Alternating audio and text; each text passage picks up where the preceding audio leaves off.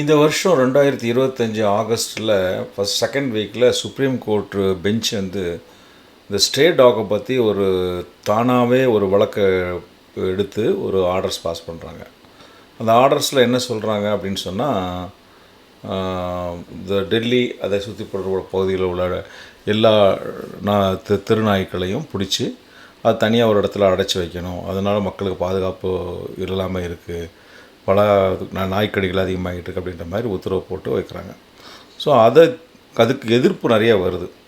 அந்த August second வீக்கில் pass பண்ண ஆர்டருக்கு எதிர்ப்பு, அதாவது அனிமல் லவர்ஸ் அப்படின்னு சொல்கிறாங்க இல்லையா, அவங்க வந்து எதிர்ப்பு ஒரு பெரிய போராட்டம் பண்ணுறாங்க. திருப்பியும் அதையும் நீதிமன்றத்துக்கு வழக்கு வருது. அந்த நீதிமன்றத்தில் இப்போ 3 பேர் கொண்ட நீதிபதிகளை வந்து அதை வந்து திருப்பி பழைய ஆர்டர்ஸு ஆல்மோஸ்ட் பார்த்திங்கன்னா ஒரு 15 டேஸ்க்குள்ளே சுப்ரீம் கோர்ட் ஒரு பெஞ்சு கொடுத்த ஆர்டரை திருப்பியும் அதே விசாரணை கொண்டுட்டு வந்து அதுக்கு மேலே அந்த பழைய ஆர்டரை ரிவர்ஸ் பண்ணுறாங்க. இந்த பழைய ஆர்டரை ரிவர்ஸ் பண்ணுறாங்க. எந்த விதத்தில் பண்ணுன்னா, நாய்களை பிடிச்சி அடைச்சி வச்சிக்கக்கூடாது, அது திருப்பி அந்த பிடிச்ச இடத்துலையே விட்டுறணும் அப்படின்ற மாதிரி ஒரு ஆர்டர்ஸ் பாஸ் பண்ணுறாங்க.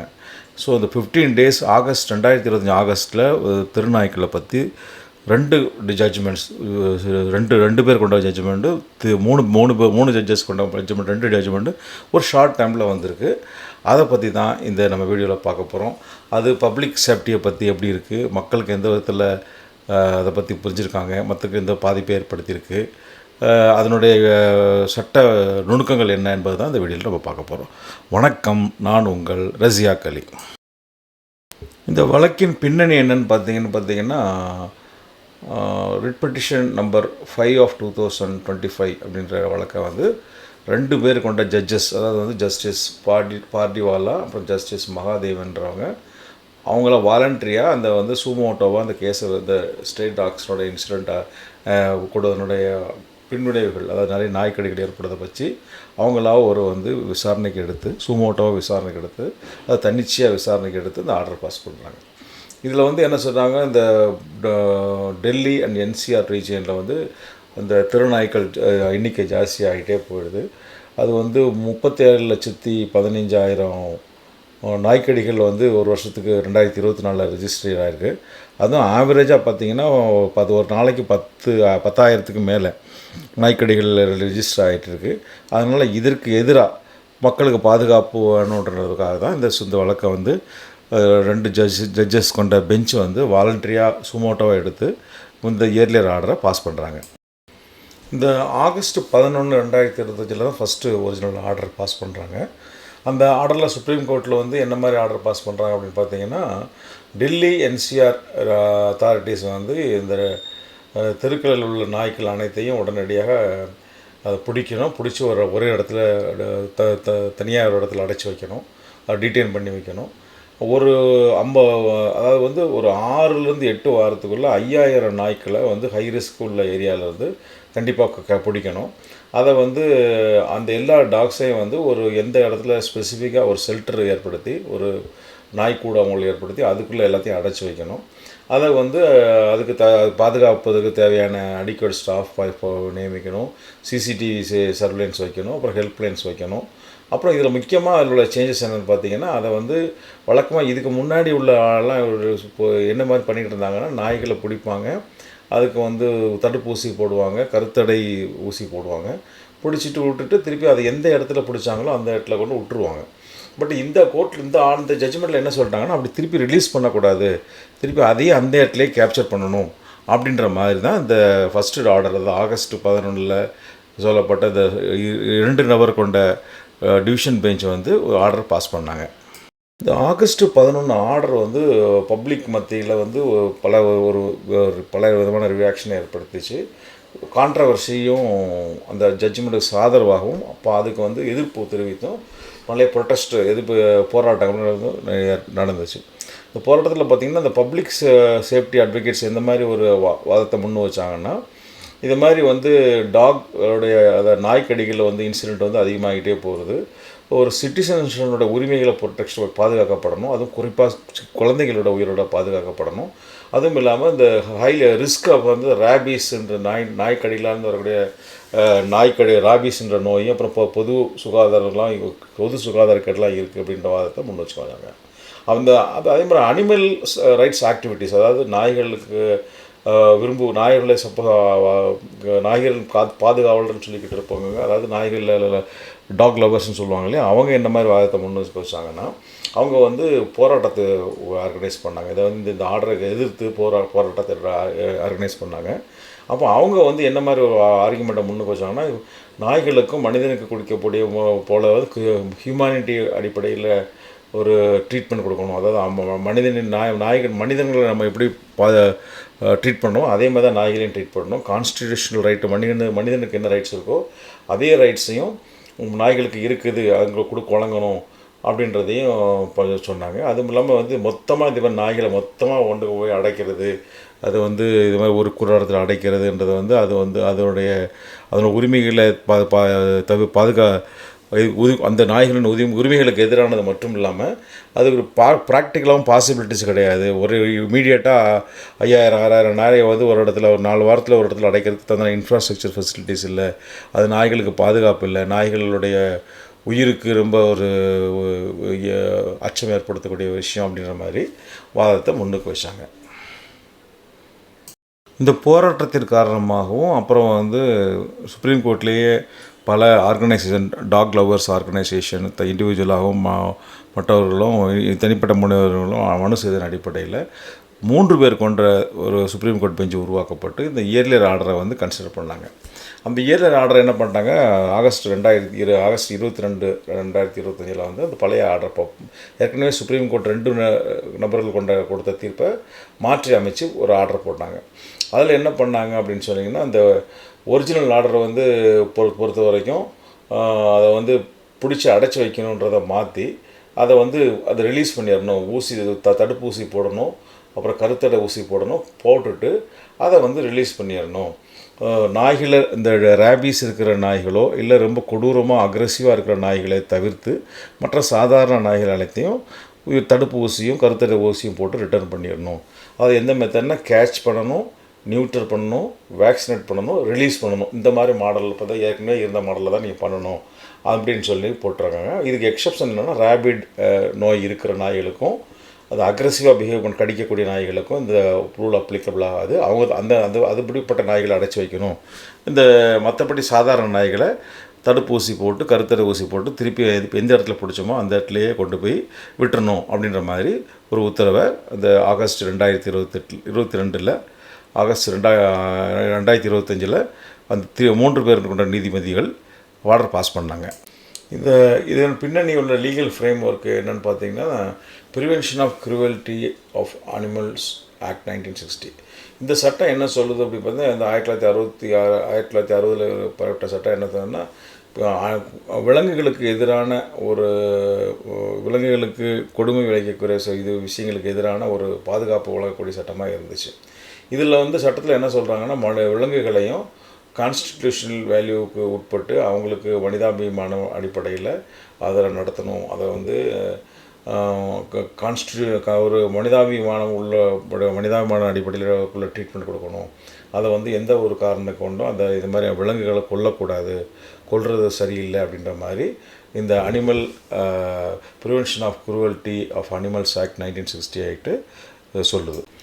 ஏபிசி ரூல்ஸ், அதாவது வந்து animal birth control rules evolution, அது அதில் என்ன சொல்லியிருக்காங்க அப்படின்னு பார்த்தீங்கன்னா, அது 2001 வந்த ஏபிசி ரூல்ஸ் என்ன சொல்கிறாங்கன்னா, அந்த நாய்களில் வந்து அதை வந்து ஸ்டெரிலைசேஷன் பண்ணிக்கணும். அதாவது வந்து தடுப்பூசி போடணும், ஆன்டிராபிஸ் தடுப்பூசி போடணும், அப்புறம் வந்து அதை வந்து கருத்தடை ஊசி போடணும். அதாவது ஏபிசின்றது கருத்தடை ஊசி, ஏஆர்வின்றது வந்து ஆன்டிராபிஸ் ஊசி போடணும். அப்புறம் வந்து WHO வேர்ல்டு ஹெல்த் ஆர்கனைசேஷன் வந்து ஸ்டெரிலைசேஷன் 70% ஆஃப் நாய்களோட பாப்புலேஷனை கண்ட்ரோல் பண்ணணுன்ற மாதிரி விஷயங்கள் சொல்லியிருக்கு. இந்த ஏபிசி ரூல்ஸ் வந்து 2023 மாற்றம் ஏற்பட்டப்பட்டது. அந்த மாற்றத்தில் வந்து என்ன பண்ணிட்டாங்கன்னா, 2001 ரூல்ஸை மாற்றி அந்த அனிமலை வந்து அந்த திருநாய்கள், அது ஸ்டே டாக்ஸ்னு சொல்லக்கூடிய நாய்கள் பிடிக்கப்படணும், ஊசி போடப்படணும், அப்புறம் வந்து கருத்தடை செய்யப்படணும். திருப்பி அதை வந்து எந்த கம்யூனிட்டியில் எந்த நாய் பிடிக்கப்பட்டதோ திருப்பி அந்த இடத்துல கொண்டு விடுவிக்கப்படணும் அப்படின்ற மாதிரி வந்து 2023 வந்த ஏபிசி ரூல் சொல்லுது. ஸோ அதுவும் இல்லாமல் இந்த லோக்கல் அத்தாரிட்டிஸ் வந்து இந்த அனிமல் அந்த திருநாய்க்களில் வந்து பாப்புலேஷனை கண்ட்ரோல் பண்ணுறதுக்கு பண்ணணும், அதை மெயின்டைன் பண்ணணும் அப்படின்ற மாதிரி விஷயத்தையும் இந்த ஏபிசி ரூல்ஸ் 2023 வந்து தெரிவிக்குது. இந்த ஏபிசி ரூல்ஸுடைய விரிவான விளக்கம் அப்படின்னு பார்த்தீங்கன்னா, அந்த வந்து ஒவ்வொரு நாய்களுக்கும் 800 ரூபா வந்து ஃபைனான்ஷியல் சப்போர்ட் கொடுக்கணும். அதுவும் பூனைகளாக இருந்தால் அதுக்கு 600 ரூபா அந்த தடுப்பூசி கருத்தர ஊசிக்காக செலவிடப்படுறதுக்கு அரசாங்கம் மனு வாங்கணும். அதுவும் இல்லாமல் 2 கோடி ரூபா வந்து ஒரு மானியத்தை கொடுத்து அதை வச்சு அது மூலயமா வெட்டினரி ஹாஸ்பிட்டல் அப்புறம் வந்து வழங்கப்பட்டு அவங்க வந்து சர்ஜிக்கல் தியேட்டர்ஸு இப்போ அப்புறம் வந்து கெனால்ஸ் யூனிட்ஸை வந்து பாதுகாப்பதற்காக கொடுக்கப்பட்டு அதை அதை ஏற்படுத்தணும் அப்படின்றத சொல்லியிருக்காங்க. அப்புறம் அது வந்து இது விஷயத்தை அதை இம்ப்ளிமெண்ட் பண்ணுறது யார் பண்ண போகிறாங்க அப்படின்னு பார்த்தீங்கன்னா, animal welfare board of India AWBI அவங்க வந்து ஒரு ரெக்கக்னைஸ் ஆர்கனைசேஷன் மூலிமா இதெல்லாம் நிறைவேற்றணும் அப்படின்ற மாதிரி அந்த ஏபிசி ரூல்ஸ் 2023 சொல்கிறாங்க. இது வந்து இந்த லோக்கல் அத்தாரிட்டி தான் அந்த நாய்களோட எண்ணிக்கை கட்டுப்படுத்துறதுக்கு பொறுப்பானவர்கள். அவங்க அதுக்குண்டான வேலைகளெல்லாம் செய்யணும் அப்படின்ற மாதிரி இந்த ஏபிசி ரூல் 2023 சொல்லுது. இந்த இஷ்யூவில் உள்ள லீகல் கான்ஃப்ளிக்ட் என்ன அப்படின்னு பார்த்தீங்கன்னா, சென்ட்ரலில் உள்ள லா ஒரு மாதிரி சொல்லுது, ஸ்டேட் லா என்ன பண்ணுது. இப்போ இந்த சென்ட்ரல் லா வர்றதுக்கு முன்னாடி என்ன ப்ரொசீஜர் பண்ணுவாங்கன்னா, நாய்களெல்லாம் பிடிச்சி ஒரு இடத்துல வச்சு ஊசி போட்டு கொன்னுடுவாங்க. அதாவது நாய்களை பிடிச்சிட்டு போவாங்க. அது அவங்கள உரிமை உள்ளவர்கள் வந்து அதுக்கு கோரிக்கையை எடுத்து அவங்கள்ட்ட வந்து பெற்றுக்கொள்ளணும். யாரும் குழப்பறலைன்னா அந்த நாய்களை வந்து கொல்லக்கூடிய விஷயந்தான் இந்த ஸ்டேட் லா, அந்த முனிசிபல் லாவில் இருந்துகிட்டு இருந்துச்சு. அது கல்லிங் அப்படின்னு சொல்லுவாங்க, கொல்லுவது தான். இப்போ வந்து சென்ட்ரல் லாவை பொறுத்த வரைக்கும் அது வந்து பர்த்துக்கான ஏபிசி ரூல்ஸ் அப்படின்றது வந்துருக்கு. அப்புறம் அந்த ப்ரிவென்ஷன் ஆஃப் அந்த PCA ஆக்ட் அந்த அந்த அதை வந்து அதை வந்து நாய்களை கருத்தடை பண்ணி பாதுகாக்கப்படணும் அப்படின்ற மாதிரி சொல்லியிருக்கு.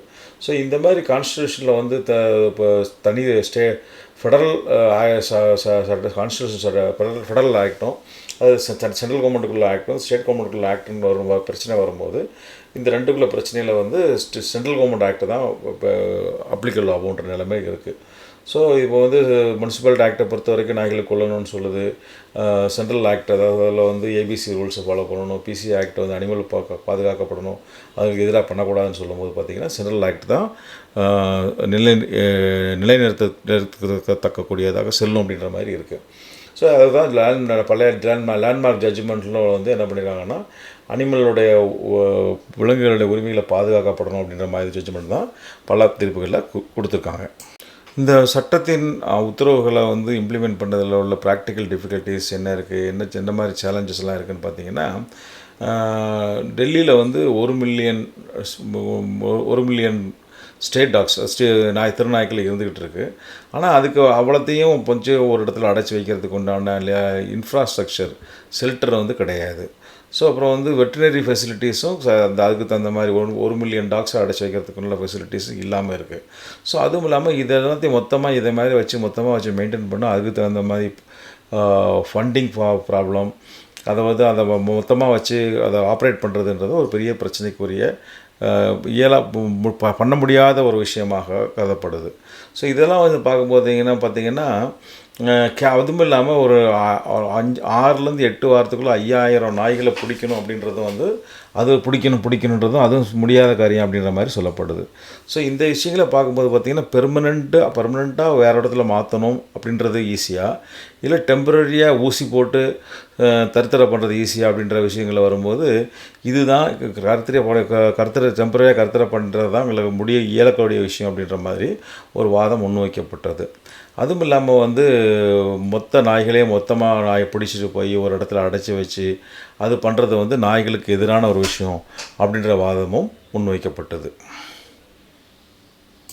இதற்கு எதிரான ஆதரம் அந்த பப்ளிக் ஹெல்த் சப்போர்ட்டாக என்ன மாதிரி ஆர்குமெண்ட் முன்வைக்கப்பட்டதுன்னா, வருஷத்துக்கு வந்து கடந்த வருடம் 2024 வந்து 37,17,000 நாய்க்கடிகள் வந்து இந்தியாவில் ரிப்போர்ட் ஆகிருக்கு. ஆவரேஜாக ஒரு நாளைக்கு 10,000 பேருக்கு நாய்க்கடிக்கு ஆளாகிறாங்க. அதுவும் குறிப்பாக இந்த ரேபீஸ்ன்றக்கூடிய நோய் வந்து அது வந்து உயிரை கொள்ளக்கூடிய நோயாக இருக்குது. அது வந்து சரியான முறையில் வேக்சினேஷன் பண்ணலைன்னா அதுவும் நாய் கடித்த உடனே அதுக்குண்டான ட்ரீட்மெண்ட், ரேபீஸ்க்குள்ள ட்ரீட்மெண்ட், தொப்புளை சுற்றி ஊசி போட்டு அது தொடர்ந்து எல்லா விஷயங்களையும் செய்யலைன்னா கண்டிப்பாக மரணம் தான் ஏற்படும் அப்படின்ற மாதிரி ஒரு இருக்கக்கூடிய ஒரு அபாயத்தை ஏற்படுத்தக்கூடியதாக இருக்குது அப்படின்ற வாதம் முன்வைக்கப்பட்டது. அப்புறம் WHO இன்வால்மெண்ட் அவங்க என்ன சொன்னாங்கன்னா 305 கேசஸ் வந்து இதே மாதிரி வேர்ல்டு ஹெல்த் ஆர்கனைசேஷன் ரிப்போர்ட் ஆகிருக்கு அப்படின்ற விதத்தையும் இந்த கோர்ட்டுக்கு முன்னாடி முன்னுக்கு வச்சாங்க. இந்த கோர்ட்டுக்கு முன்னாடி வைக்கப்பட்ட இருதரப்பு வாதங்களையும் பார்க்கும்போது பார்த்திங்கன்னா கான்ஸ்டிடியூஷனல் அண்ட் எத்திக்கல் டைமென்ஷன் எப்படி இருந்தது, அதுவும் பேலன்சிங் ரெண்டு பேருடைய வாதங்களையும் எப்படி பேலன்ஸ் பண்ண வேண்டிய ஒரு கட்டாயம் இருக்குது அப்படின்றது பார்த்திங்கன்னா ஹியூமன் ரைட்ஸை பற்றி ஆர்கியூமெண்ட் பண்ணுறவங்க வந்து என்ன வாதத்தை முன்னுக்கு வச்சாங்கன்னா ஆர்டிகல் 21 வந்து right to life, right to and personal லிபர்ட்டின்ற ஒரு கான்ஸ்டியூஷனல் உரிமையை ஒவ்வொரு மனிதனுக்கும் வழங்குது. இப்போ இந்த நாய்கள் வந்து இந்த ஒரு ரைட் டு லைஃபுக்கு ஒரு அபாயமாக இருக்குது, ரைட் டு பர்சனல் லிபர்ட்டிக்கு எதிரானதாக இருக்குது, ஒரு அபாயம் விளைவிக்கக்கூடியதாக இருக்குது. அப்புறம் right to safe public spaces. So ஒவ்வொரு பப்ளிக் ஸ்பேசஸும் எங்களுக்கு சேஃபாக இருக்கணுன்றதை கான்ஸ்டியூட் கொடுக்கணுன்ற மாதிரி இருக்குது. பட் இந்த நாய்களால் வந்து அந்த மாதிரி பப்ளிக் சேஃபான பப்ளிக் பிளேசஸ்ன்றதை வந்து அந்த உரிமையை வந்து மக்கள் இழக்கிற மாதிரி இருக்குது. அப்புறம் protection from diseases and injury, அதுவும் ஒரு முக்கியமான கான்ஸ்டியூஷன் ரைட்ஸாக இருக்குது. ஆனால் அந்த நாய்களால் இப்போ டிசீஸ் வருது, இன்ஜுரி வருது. ஸோ இதெல்லாம் வந்து மனிதனுக்கு எதிரான கான்ஸ்டியூஷன் வயலேஷனாக அந்த நாய்கள் இருக்குது அப்படின்னு சொல்லி வாதத்தை முன்னுக்கு வச்சாங்க. இதே அனிமல் லவர்ஸ் என்ன மாதிரி வாதத்தை முன்னுக்கு வச்சாங்கன்னா அதாவது கான்ஸ்டியூஷன் படி பார்த்திங்கன்னா கான்ஸ்டியூஷனுக்கு வந்து ஒரு டியூட்டி இருக்குது, அதாவது கம்பேஷனாக வந்து மிருகங்களையும் மனித நேயத்தினோட பார்க்கணுன்ற ஒரு கான்ஸ்டியூஷன் டியூட்டி இருக்குது. மிருகங்களுக்கும் அந்த கான்ஸ்டியூஷனல் ரைட்ஸ் இருக்குது. அது அவங்க ஹியூமன் மாதிரி எங்களையும் ட்ரீட் பண்ணணும் அப்படின்ற ரைட்ஸ் வந்து மிருகங்களுக்கு இருக்குது. அப்புறம் வந்து குரூவல்ட்டிக்கு எதிராக வந்து அவங்கள பாதுகாக்கப்படணும், அந்த சட்டங்களும் இருக்குது, அதுக்கும் கான்ஸ்டியூஷனில் உரிமை இருக்குது அப்படின்ற வாதத்தை முன்னுக்கு வச்சாங்க. இருதரப்பு வாதங்களையும் கேட்ட கோர்ட்டு வந்து எந்த மாதிரி ஒரு நிர்பந்தம் ஏற்பட்டுச்சு, என்ன மாதிரி கரண்ட் ஸ்டேட்டஸ் இருந்தது, எந்த மாதிரி அதுக்கு ஒரு விளைவு கண்டாங்க அப்படின்னு பார்த்திங்கன்னா அவங்க வந்து ஒரு மாடிஃபைடு அப்ரோச், அதாவது வந்து பழைய எப்படி நிலைமையாக இருக்கோ அதுக்கு கொண்டுட்டு வந்துட்டாங்க. அதாவது வந்து பிடிக்கணும், அதை நியூட்ரல் பண்ணணும், திருப்பி வேக்சினேட் பண்ணணும், ரிலீஸ் பண்ணணும். அதாவது நாய்களை பிடித்து கருத்தடை ஊசி போட்டு தடுப்பூசி போட்டு அதை ரிலீஸ் பண்ணணும் அப்படின்ற பழைய முடிவுக்கு வர தவிர வேறு வழி இல்லைன்ற மாதிரி ஒரு நிலைமை தான் இந்த கோர்ட்டுக்கு ஏற்பட்டுருச்சு. அதுவும் இல்லாமல் செலக்டிவ் டிடென்ஷன், அதாவது வந்து ரேபிட் நோய்ஸோ இல்லை வந்து ரொம்ப கொடூரமான நாய்களாக இருந்தால் அதை ரிட்டர்ன் பண்ணி தான் ஆகணும் அப்படின்ற ஒரு மக்கள் பாதுகாப்பான உத்தரவையும் கோர்ட்டில் பாஸ் பண்ணியிருக்காங்க. அப்புறம் அதை வந்து கண்டினியூடு மானிட்டரிங், அதை வந்து இந்த சட்டத்தை என்னோட எல்லா விஷயங்களையும் கண்டினியூஸாக மானிட்டர் பண்ணணும், அதை இம்ப்ளிமெண்ட் பண்ணணும் அப்படின்ற ஒரு தீர்ப்பையும் அதில் கொண்டிருக்காங்க. அப்புறம் வந்து ஸ்டேக் ஹோல்டர் என்ஜாய்மெண்ட், அதாவது வந்து balancing public safety with animal welfare. So பொது நலத்தையும் பாதுகாக்கணும், அதுவும் இல்லாமல் அனிமலுடைய நலத்தையும் பாதுகாக்கணும், 2 பேருடைய உதவியத்தையும் பாதுகாக்கணுன்ற மாதிரி ஒரு நிலைமையில் தான் இந்த ஜட்ஜ்மெண்ட்டில் அவங்க சுப்ரீம் கோர்ட்டு கொடுத்துருக்காங்க.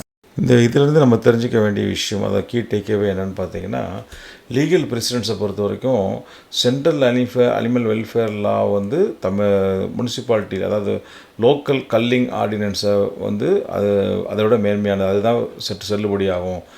முனிசிபாலிட்டியோடைய லோக்கல் ஆர்டினன்ஸ் வந்து நாய்களை கொல்லணுன்றதை விட சென்ட்ரல் ஆக்ட் வந்து எனக்கு நாய்களை பாதுகாக்கப்படணுன்றது தான் மேன்மையானது, அதுதான் நிலை செல்லுபடியாகுன்ற மாதிரி நிலைமை ஏற்பட்டுச்சு. அப்புறம் பேலன்ஸ்ட் அப்ரோச், அதாவது கோர்ட்டு வந்து என்ன பண்ணுறாங்கன்னா பொதுமக்களுடைய சேஃப்டியும் அனிமல் வெல்ஃபேரையும் கண்டிப்பாக ரெண்டுத்தையும் பேலன்ஸ் பண்ணி பார்க்கணும் அப்படின்ற ஒரு அப்ரோச்சை எடுக்கணுன்ற ஒரு நிலைமையும் ஏற்பட்டுச்சு. அப்புறம் இம்ப்ளிமெண்டேஷனை பொறுத்த வரைக்கும் பார்த்திங்கன்னா ப்ராக்டிக்கலாக வந்து பார்த்திங்கன்னா அந்த ஒரிஜினல் ஆர்டரை வந்து மாடிஃபை பண்ண வேண்டிய கட்டாயம் ஏற்பட்டுச்சு. ஏன்னா எடுத்த உடனே ஒரு 5000 நாய்களாக ஒரு 6லேருந்து 8 வாரத்தில் பிடிப்பதோ இல்லை அதுக்கு ஒழுங்காக பாதுகாக்கிறதுக்கு போதுமான இன்ஃப்ராஸ்ட்ரக்சரோ ஃபண்டிங்கோ இல்லாத சமயத்தில் அந்த மாதிரி ஒரிஜினல் ஆர்டர் மெயின்டைன் பண்ண முடியாதுன்ற நிலைப்பாடும் அந்த சுப்ரீம் கோர்ட்டுக்கு அதை உணர்ந்தாங்க. அப்புறம் அந்த ஆன்கோயிங் சேலஞ்ச் என்னென்னு பார்த்திங்கன்னா அந்த ஸ்ட்ரே அனிமல் டாக்ஸை வந்து அதை மெயின்டைன் பண்ணுறது, அதை பாதுகாக்கிறது, ஒரு இடத்துல வச்சு பாதுகாக்கிறதுன்றது வந்து அது ஒரு பெரிய கஷ்டமான காம்ப்ளெக்ஸான ஒரு கடினமான ஒரு வேலை, அதுக்கு வந்து பெரிய ஒரு எஃபர்ட் தேவைப்படுவது அப்படின்றதையும் சுப்ரீம் கோர்ட்டு உணர்ந்து இந்த பழைய ஆர்டரை மாற்ற வேண்டிய ஒரு கட்டாயத்துக்கு கோர்ட்டில் இருந்தது. இந்த லாங் டேர்ம் இம்பேக்ட்டுக்காக என்ன மாதிரி ஃபியூச்சர் இம்ப்ளிகேஷன்ஸ் இருக்குது அப்படின்னு பார்த்தீங்கன்னா, லீகல் ஆஸ்பெக்டை பொறுத்த வரைக்கும் பார்த்தீங்கன்னா, animal welfare versus public safety அப்படின்ற விஷயம் வந்து ஒரு லீகல் இஷ்யூவாக இருக்குது. அது வந்து சென்ட்ரல் லாவாக அதுதான் ப்ரிவேல் ஆகும். லோக்கல் முனிசிபாலிட்டி ஆர்டினன்ஸை கம்பேர் பண்ணும்போது அனிமல் ப்ரொடெக்ஷன் லாவை தான் செல்லுபடி ஆகுன்ற நிலைமை இருக்குது லீகலை பொறுத்த வரைக்கும். அப்புறம் வந்து establishes frame work for balance, ரெண்டு பேருடைய நலன்களையும் பாதுகாத்து அதுக்கு பாதுகாக்க வேண்டிய ஒரு கட்டாயமும் அதுக்கு உண்டான விஷயங்களை செய்யணுன்ற நிலைப்பாடும் சுப்ரீம் கோர்ட் இதில் எடுத்துருக்காங்க. பாலிசின்னு பார்த்தீங்கன்னா, need for comprehensive stay animal management strategy. So வந்து ஒரு தெருநாய்க்களுக்கோ, அதாவது அபேண்டன் பண்ணப்பட்ட நாய்களுக்கு வந்து பாதுகாப்பு கொடுக்கப்பட வேண்டும். அப்புறம் ஏபிசி ப்ரோக்ராமுக்கு ஃபண்டு கொடுக்கணும். அப்புறம் அத்தாரிட்டிஸ்க்கு இடையில் கோஆர்டினேஷன் ஏற்படணுன்ற ஒரு பாலிசியெல்லாம் தேவையாக இருந்துக்கிட்டு இருக்குது. இப்போ சோஷியல் ஆஸ்பெக்ட்னு பார்த்தீங்கன்னா மக்களுக்கு அதில் ஒரு விழிப்புணர்வு, அனிமல் ரைட்ஸை பொறுத்த வரைக்கும் விழிப்புணர்வு, அப்புறம் வந்து பப்ளிக் எஜுகேஷன், அப்புறம் வந்து பெட் ஓனர் என்ன மாதிரி விஷயங்கள் ரெஸ்பான்சிபிலிட்டி ஃபாலோ பண்ணணும், கம்யூனிட்டி என்ன மாதிரி விஷயங்களில் விலங்குகளை பாதுகாப்பதற்கும் அந்த விலங்குகள் ஏற்படுத்தக்கூடிய அபாயத்திலிருந்து மக்களை எப்படி பாதுகாக்கப்படணுன்ற சோசியல் ரெஸ்பான்சிபிலிட்டியும் இந்த விஷயத்தில் இருந்துக்கிட்டு இருக்கு. தொடர்ந்து நம்ம சேனலில் பாருங்கள். ரஸியாக் சட்டம் அறிவோம் என்ற ஒரு சேனலும், ரஸியாக் லா டியூப் அப்படின்ற சேனலும் இருக்குது. இந்த சேனலில் ஏராளமான பிளேலிஸ்ட் இருக்குது, அதுக்குள்ளே ஏராளமான வீடியோஸ் இருக்குது. உங்களுக்கு சட்டம் சம்பந்தமாக எந்த சந்தேகமாக இருந்தாலும் நம்ம ரஸியாக் சட்டம் அறிவோம் அல்லது ரஸியாக் லா டியூப் அப்படின்னு டைப் பண்ணுங்கள். நம்ம சேனல் ஓப்பன் ஆகும். அதுக்குள்ளே உள்ள உங்களுக்கு சம்மந்தப்பட்ட பிளேலிஸ்ட்டை கிளிக் பண்ணுங்கள். அதுக்குள்ளே உள்ள உங்களுக்கு சம்மந்தப்பட்ட வீடியோவை கிளிக் பண்ணுங்கள், பாருங்கள். உங்களுடைய சம்பந்தப்பட்ட எந்த விதமான சந்தேகமாக இருந்தாலும் அதுக்கு உங்களுக்கு தேவையான விளக்கங்கள் அதில் இருக்கும். அதையும் தாண்டி உங்களுக்கு வேறு ஏதாவது சந்தேகம் இருந்ததுன்னா இந்த நம்பரை கான்டாக்ட் பண்ணுங்கள். உங்களுக்கு சட்ட ஆலோசனைகளோ இல்லை வேறு ஏதாவது உதவியோ தெரிஞ்சால் நேரடியாகவோ ஃபோன் மூலியமாகவோ உங்களுக்கு என்னோடய டைமுடைய அவைலபிலிட்டியை பொறுத்து சப்ஜெக்ட் டு மை அவைலபிலிட்டி உங்களுக்கு சட்ட ஆலோசனைகள் தரேன். அடுத்த ஒரு டாப்பிக்கோடு உங்களை சந்திக்கிறேன். அதுவரை உங்களிடமிருந்து விடை வருவது உங்களில் ஒருவன், ரஸியாக் அலி. நன்றி, வணக்கம். நம்ம சேனலை சப்ஸ்கிரைப் பண்ணி பக்கத்தில் உள்ள பெல் ஐக்கானை மறக்காமல் கிளிக் பண்ணி நோட்டிஃபிகேஷனுக்கு உண்டான ரிக்வெஸ்ட்டை பண்ணுங்கள். அப்படி பண்ணிங்கன்னா தான் நான் போடக்கூடிய ஒவ்வொரு வீடியோவும் உங்களுக்கு நோட்டிஃபிகேஷன் வரும். நான் போடக்கூடிய ஒவ்வொரு வீடியோவும் சட்டத்தை சம்மந்தப்பட்ட ஒவ்வொரு அப்டேட்டையும் நீங்கள் உடனுக்குடன் தெரிஞ்சுக்கலாம். நன்றி, வணக்கம்.